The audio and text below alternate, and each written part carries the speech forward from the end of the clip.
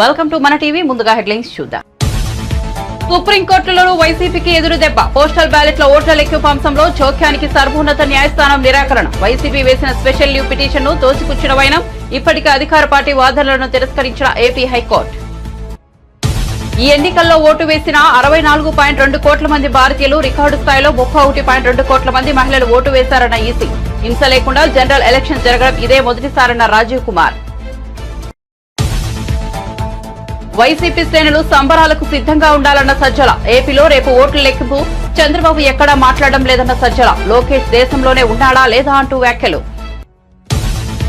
రేపు హైదరాబాద్ లో వైన్ షాపులు బంద్. 144 సెక్షన్. మంగళవారం లోక్సభ ఎన్నికల కౌంటింగ్. భాగ్యనగరంలో మూతపడుతున్న మద్యం దుకాణాలు. హైదరాబాద్ లో రేపు ఉదయం 6 గంటల నుంచి 144 సెక్షన్ అమలు. సిబిఐ కేసులోనూ కవిత జ్యుడిషియల్ రిమాండ్ పొడిగింపు. సిబిఐ కేసులో జూన్ 7వ తేదీ వరకు కవిత రిమాండ్ పొడిగింపు. మద్యం పాలసీ కేసులో అదో రోజున ఛార్జిషీట్లు దాఖలు చేయనున్న సిబిఐ.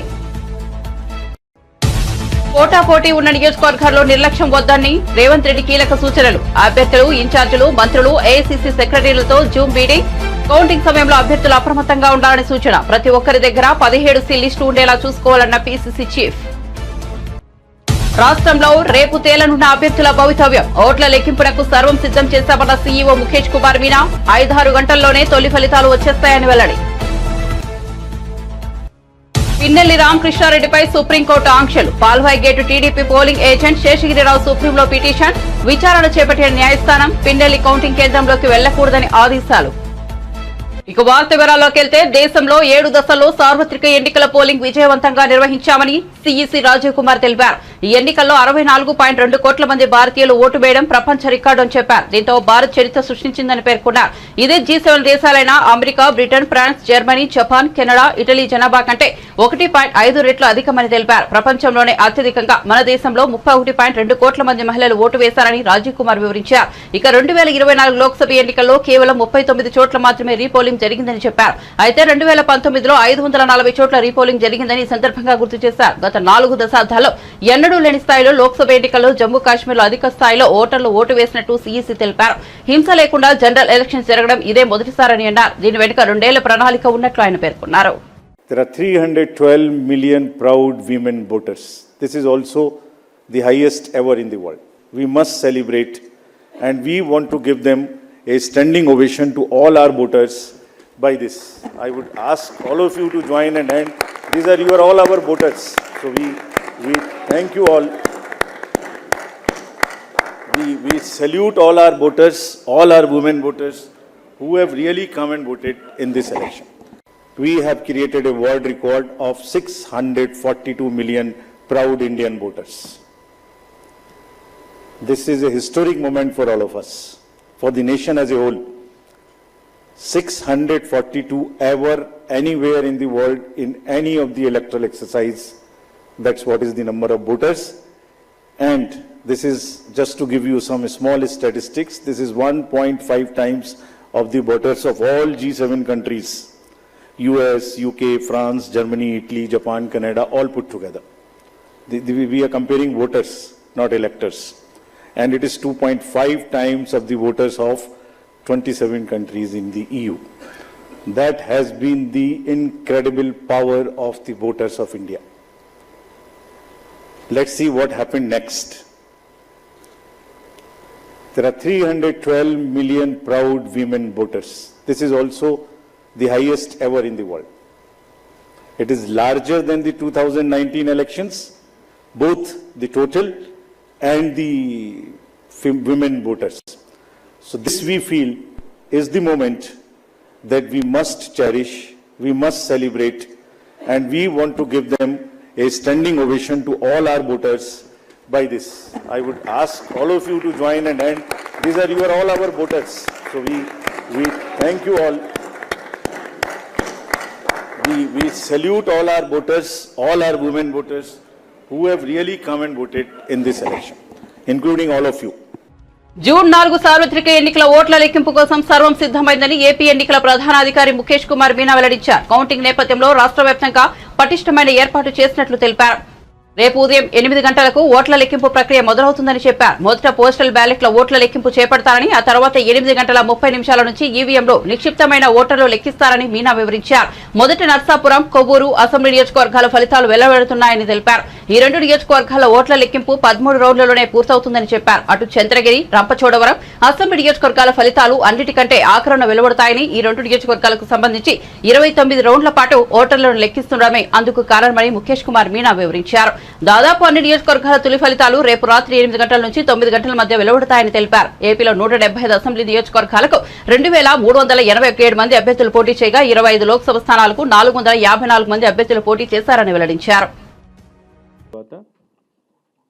పీడబ్ల్యూడీ కేటగిరీ కింద ఫెసిలిటేషన్ సెంటర్లో మనకు చేసిన voters 4.61 lakh. This includes essential voters కూడా, ఇసెన్షియల్ సర్వీసెస్లో ఉన్న ఓటర్స్ కూడా దాంట్లో ఉన్నారు. ఇంతకుముందు సెపరేట్ ఇచ్చాము మనము, కానీ ఇప్పుడు కలిపి 4.61 crore ఇంక్లూడింగ్ ఫెసిలిటేషన్ సెంటర్లో చేసింది, తర్వాత ఇసెన్షియల్ సర్వీసెస్ వాళ్ళు చేసిన ఓటింగ్ 2 కలిపి ఉన్నాయి. మనకు 67,000 సర్వీస్ ఓటర్స్ ఉన్నారు. నిన్నటి వరకు 26,721 వాళ్ళ ఓట్స్ బై పోస్ట్, బికాజ్ ఇవన్నీ బై పోస్ట్ వస్తాయి కాబట్టి బై పోస్ట్ మనకు వచ్చినాయి. ఇంకా రేపు మార్నింగ్ 8 వరకు, 8కు మనకు కౌంటింగ్ స్టార్ట్ అవుతుంది. సో 8 వరకు any postal ballot which comes to us will be counted in the counting procedure tomorrow. దీని కౌంటింగ్కి సంబంధించి ఏర్పాట్లు నేను స్వయంగా కూడా ఆల్మోస్ట్ 10 డిస్ట్రిక్ట్స్లో పర్సనల్గా వెళ్ళి చూడడం జరిగింది. Counting centre arrangement, security arrangements review చేశాము. నిన్న మార్నింగ్ చేసిన వీసీ ప్రకారం all the districts now are ready for counting in all aspects. అక్కడ లాజిస్టిక్ ఆస్పెక్ట్లో, సెక్యూరిటీ ఆస్పెక్ట్లో, అరేంజ్మెంట్ ఆస్పెక్ట్లో అన్నిట్లో మేము రెడీగా ఉన్నాము.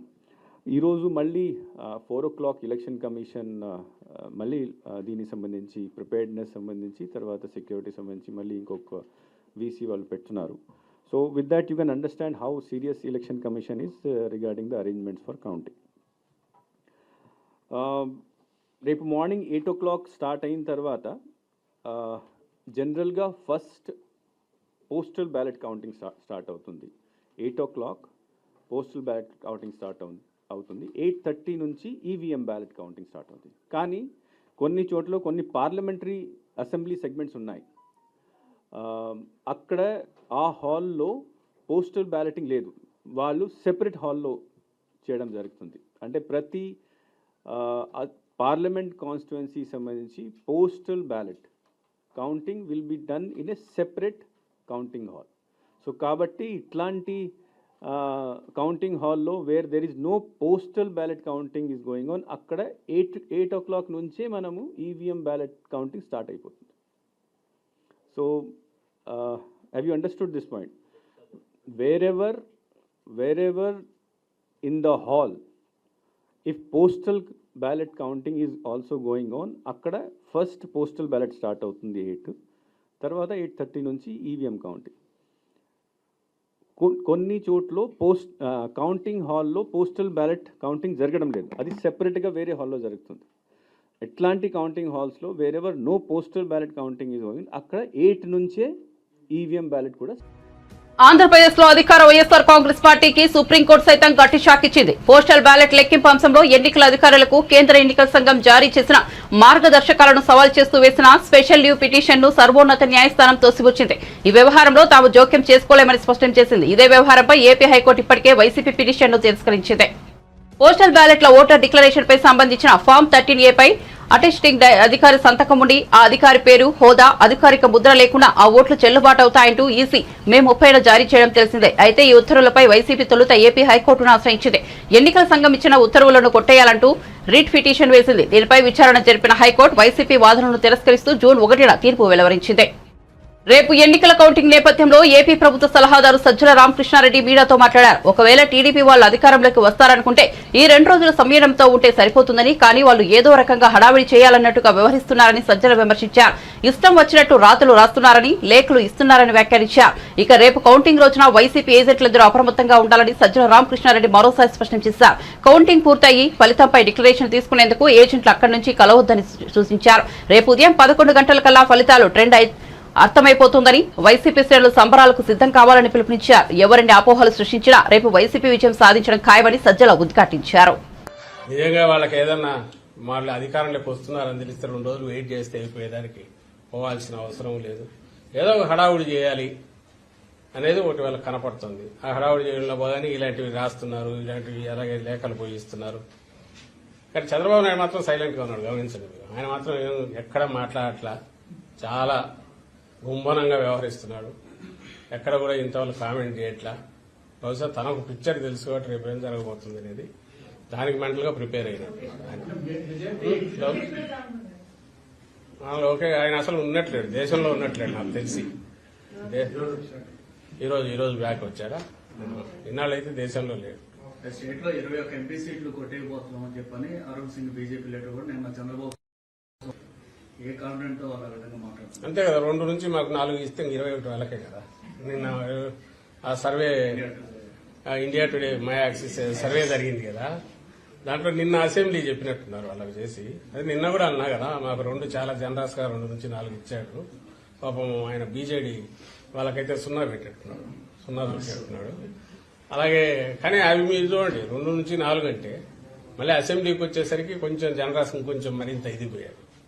కానీ అసెంబ్లీ లెక్కలే మీరు చూస్తే మై యాక్సిస్ అనే దాంట్లో మరి జనసేనకు ఎవరో నాకు మార్నింగ్ గుర్తు చేశారు, 7% ఓట్ షేర్ ఇచ్చాడు. జనసేన పోటీ చేసింది 21 సీట్లలో. 21 సీట్లలో 7% ఆఫ్ టోటల్ పోల్డ్ ఓట్స్ అంటే వాళ్ళకి ఆ 21 సీట్లలో 61% వాళ్ళకి పోల్ అయిండాలి. అంటే 21 సీట్లలో 61% పోల్ అయితే అది టోటల్ ఓట్స్ లో 7% అవుతుంది. అది ఏమన్నా అది లెక్కేనా? అంటే వారికి ఏ లెక్కలు వేసుకుని కలపాలను చూస్తే ఎట్లా చేసినా కుదరలేదు. ఆ 400 400 20 అని ఎందుకని తెలియదు కానీ 400 దగ్గర అయినారు. అక్కడికి పోవడం కోసం స్ట్రెచ్ చేసిన దాంట్లో మన ఏపీలోనే చూస్తే వైఎస్ఆర్ కాంగ్రెస్ పార్టీకి 44% ఓట్ షేర్ ఇచ్చాడు. సీట్లు ఎన్ని ఇచ్చాడా? 55 నుంచి 77 ఇచ్చాడు. 42% వచ్చినోడికి ఎన్ని ఇచ్చినాడు? టీడీపీకి నాకు గుర్తుండి 78 నుంచి 96 ఏమో ఇచ్చినట్టున్నాడు. సో జనసేనకైతే ఈ సీట్లో వాళ్ళకి 61% వస్తాయి, 7% టోటల్ వస్తాయి. అంటే ఏమైనా లెక్కలు కుదిరేవైనా పొందికి కుదురుతుందా? దానికి ఏమన్నా ఒకందుకు థ్యాంక్స్ చెప్పాల్సింది ఏంటంటే వాళ్ళ ఆ ఫిగర్స్ ఇచ్చిన చూసి జనం నవ్వుకునేట్టున్నాయి కాబట్టి పెద్ద దానిల మీద అంత మాట్లాడాల్సిన అవసరం లేదు. దాని రేపు లోక్సభ ఎన్నికల ఓట్ల లెక్కింపు నేపథ్యంలో టీపీసీసీ అధ్యక్షుడు సీఎం రేవంత్ రెడ్డి పార్టీ అభ్యర్థులు, ఇన్ఛార్జీలు, మంత్రులు, ఏఐసీసీ సెక్రటరీలతో జూమ్ మీటింగ్ నిర్వహించారు. ఈ సందర్భంగా వారికి పలు సూచనలు చేశారు. పోటాపోటీ ఉన్న నియోజకవర్గాల్లో ఎట్టి పరిస్థితుల్లోనూ నిర్లక్ష్యం ఉండవద్దన్నారు. కౌంటింగ్ సమయంలో అభ్యర్థులు అప్రమత్తంగా ఉండాలని సూచించారు. పోస్టల్ బ్యాలెట్ల లెక్కింపు తర్వాతే ఈవీఎంల లెక్కింపు అవుతుందని అందరూ గుర్తుంచుకోవాలన్నారు. ప్రతి అసెంబ్లీ నియోజకవర్గం నుంచి చిత్తశుద్ది, నిబద్దత ఉన్న వారిని మాత్రమే ఏజెంట్లుగా పంపించాలని, సీనియర్ నాయకులను కూడా కౌంటింగ్ సెంటర్లకు తీసుకెళ్లేలా చూడాలన్నారు. కౌంటింగ్ సమయంలో ప్రతి రౌండ్లోనూ జాగ్రత్తగా ఉండాలని తెలిపారు. ప్రతి ఒక్కరి దగ్గర 17C లిస్టు ఉండేలా చూసుకోవాలన్నారు. ఈవీఎం ఓట్లకు 17C లిస్టు ఓట్లకు తేడా వస్తే వెంటనే ఎన్నికల అధికారులకు ఫిర్యాదు చేయాలన్నారు. అభ్యర్థులందరికీ వీటన్నిటిపై అవగాహన ఉండాలన్నారు. మాచర్ల ఎమ్మెల్యే వైసీపీ నేత పిన్నెల్లి రామకృష్ణారెడ్డిపై సుప్రీంకోర్టు ఆంక్షలు విధించింది. ఆయన కౌంటింగ్ కేంద్రంలోకి వెళ్లకూడదని ఆదేశాలు జారీ చేసింది. ఇటీవల Palvai gate TDP polling agent Namburi Seshagiri Rao దాఖలు చేసిన పిటిషన్లపై దేశ అత్యున్నత న్యాయస్థానం విచారణ చేపట్టింది. పిన్నెల్లి అరెస్టుకు హైకోర్టు కల్పించిన వెసులుబాటును ఎత్తివేయాలని శేషగిరిరావు తన పిటిషన్లో పేర్కొన్నారు. పోలింగ్ కేంద్రంలో ఈవీఎంల ధ్వంసం సహా హత్యాయత్నం చేశారని తెలిపారు. కాగా హైకోర్టు పిన్నెల్లిని అరెస్టు చేయవద్దంటూ ఆదేశాలు ఇచ్చిన విషయం తెలిసిందే. అయితే హైకోర్టు తీర్పును సవాల్ చేస్తూ టీడీపీ ఏజెంట్ నంబూరి శేషగిరిరావు సుప్రీంకోర్టును ఆశ్రయించారు. పిన్నెల్లి నుంచి ప్రాణహాని ఉందని పిటిషన్ వేశారు. దీనిపై విచారణ చేపట్టిన supreme court Pinnelli Ramakrishna Reddy counting centre కు వెళ్లకూడదని ఆదేశాలు జారీ చేసింది. పిన్నెల్లిని అరెస్ట్ చేయకుండా ముందస్తు ఉపశమనం కలిగించి ఏపీ హైకోర్టు తప్పు చేసిందని, ఇలా చేయడం న్యాయాన్ని అపహాస్యం చేయడమని అభిప్రాయపడింది. అలాగే పిన్నెల్లి కేసును ఈ నెల 6వ తేదీన విచారించి పరిష్కరించాలని సూచించింది.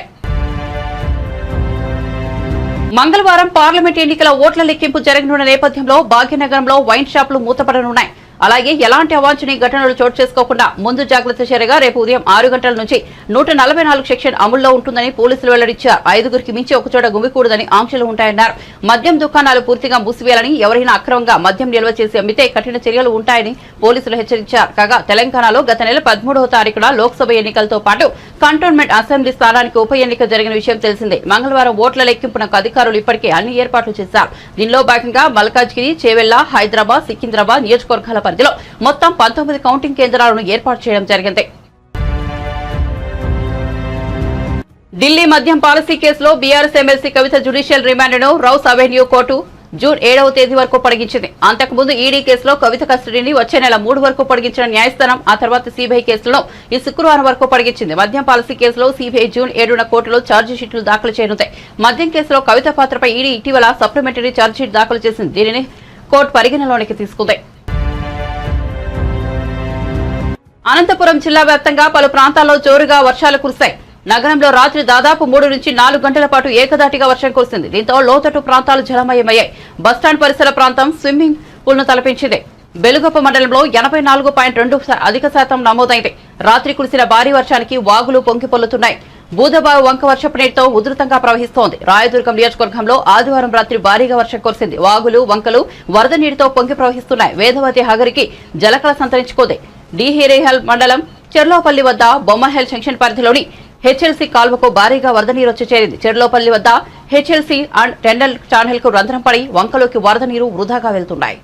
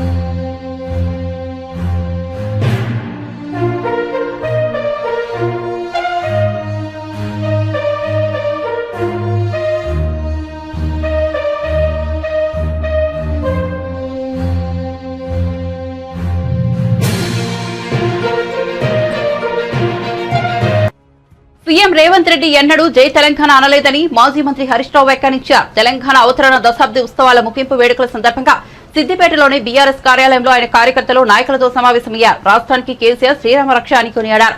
రాష్ట్ర అవతరణ దివసం సందర్భంగా కాంగ్రెస్ ప్రభుత్వం ఇచ్చిన పత్రికా ప్రకటనలను ఎక్కడా జై తెలంగాణ అని లేదన్నారు.